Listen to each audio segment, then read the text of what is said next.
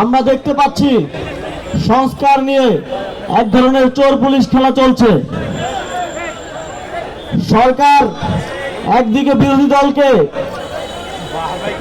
জুলাই সনদকে সম্মান করব বলে ডেপুটি স্পিকার দেওয়ার কথা বলে ললিপপ দেখাচ্ছে, অন্যদিকে তাদের দলীয় আইনজীবীদেরকে তারা হাইকোর্টে পাঠিয়ে জুলাই সনদ এবং গণভোট অধ্যাদেশকে অবৈধ হিসেবে রায় নিয়ে আসার চেষ্টা করছে। আমরা আপনাদের এই ধরনের চালাকি বুঝতে পারি।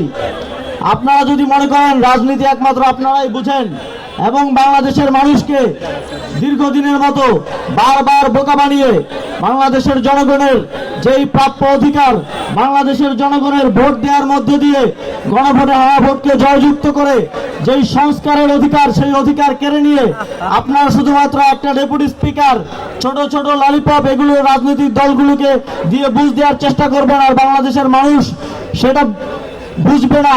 এই ভুলের মধ্যে থাকবেন না।